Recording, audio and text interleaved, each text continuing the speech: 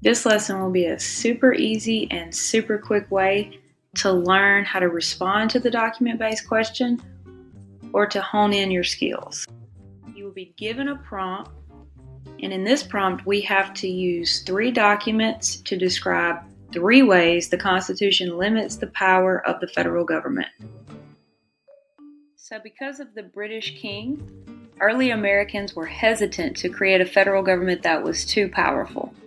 After the failure of the Articles of Confederation, the Founding Fathers created the Constitution of the United States, and this new Constitution was based on several basic principles that limited the power of the federal government. Many of you may not have ever even heard of the Articles of Confederation, but it was our first governing document. However, it made the national government incredibly weak.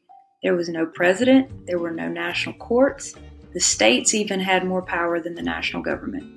It also left the national government without a way to raise money or to maintain an army. It was kind of like the states were a collection of city-states, and it very much favored states' rights.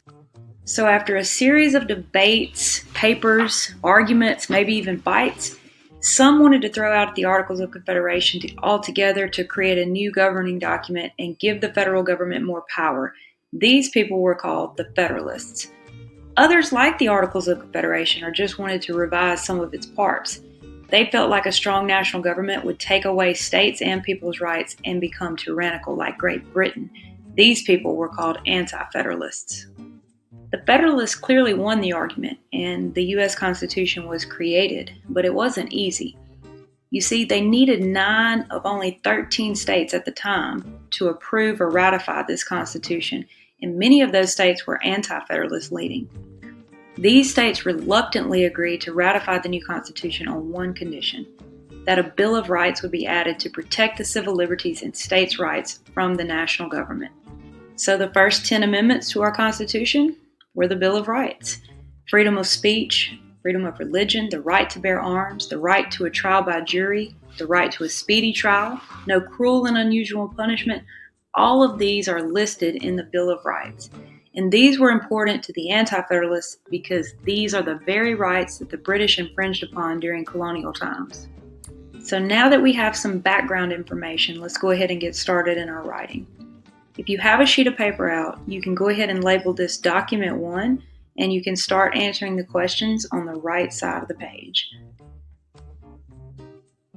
The first document is an image of how the Constitution breaks down 3 branches of government. First, you have the legislative branch, which includes the House of Representatives and the Senate. The executive branch includes the President and the Vice President, and the judicial branch includes the Supreme Court. Each of these branches have 3 separate sets of power. The legislative branch is in charge of creating our laws, the executive branch enforces our laws, and the judicial branch interprets our laws. So by having 3 separate branches, all with 3 separate powers, this enables each branch of government to act independently of the other, and it keeps one branch from becoming too powerful. Now, after you've answered the questions for Document 1, you can go ahead and label Document 2. This document includes the checks and balances that each branch has over the other. You can read many of these for yourself, but for example, the executive branch has the power to veto laws that Congress creates. In return, if the president does veto a law, the legislative branch can override the president's veto with 2/3 of a vote. The executive branch also appoints Supreme Court justices, but those appointments have to be approved by the legislative branch. And finally, the judicial branch can overrule a law that the legislative branch creates or a presidential action that the president orders. So by having a system of checks and balances in place, it keeps one branch of government from becoming too powerful. So now let's return to our prompt. It says, using information from at least 3 documents and your knowledge of social studies, describe 3 ways the Constitution limits the power of the federal government. Now let's start writing. We'll begin with an introduction and a thesis. The introduction should be brief background information and should include your thesis statement.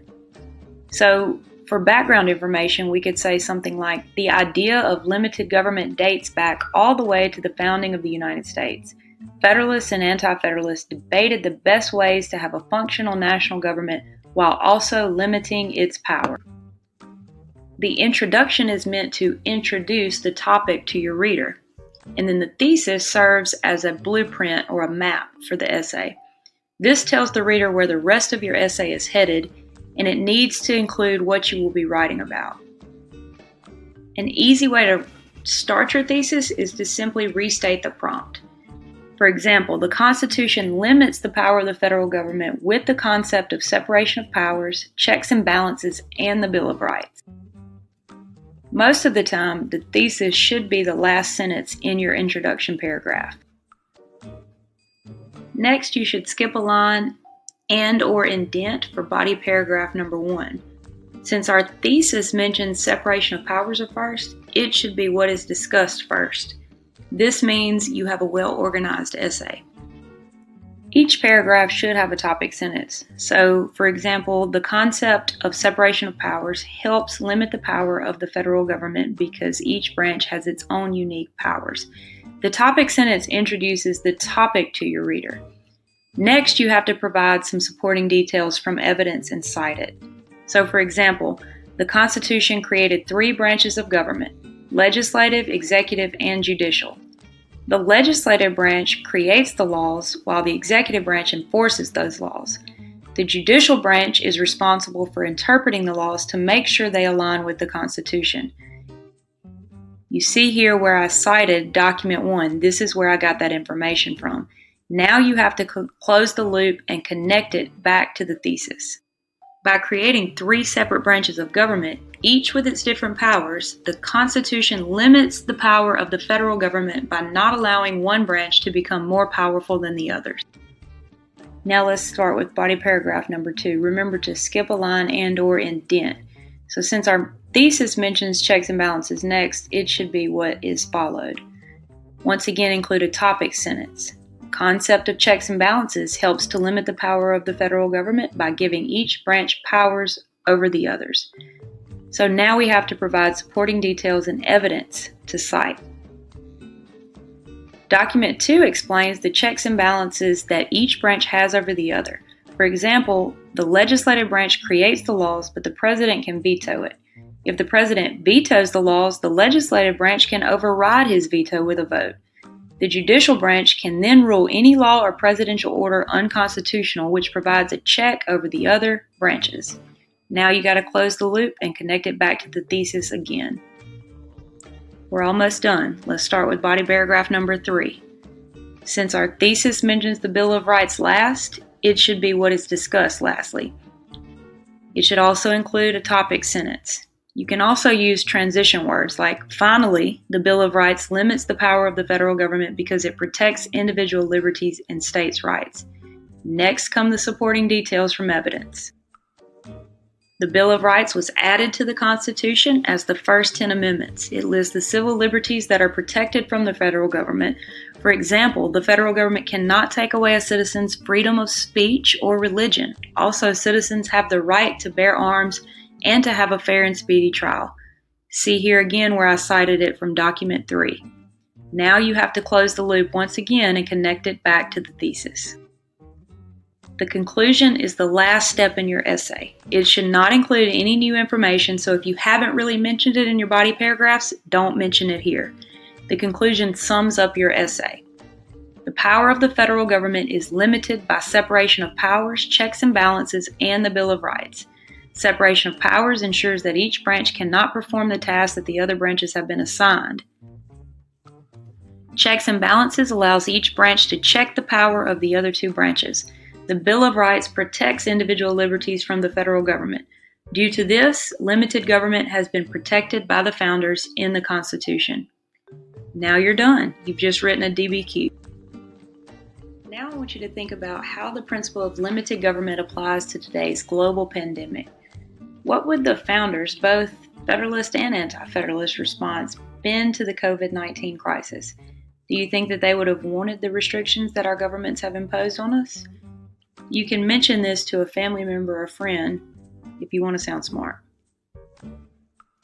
So now you've learned how to write a basic DBQ. Not only that, but you've learned how to write an easy essay for any of your classes. By being able to interpret charts and images and other primary source documents, you're only going to increase your reading and writing skills. This will lead to better grades across all your classes, which will lead to graduation and better ACT scores, which then in turn will lead to way more money for college. Stay safe, wash your hands, and I'll see you next time.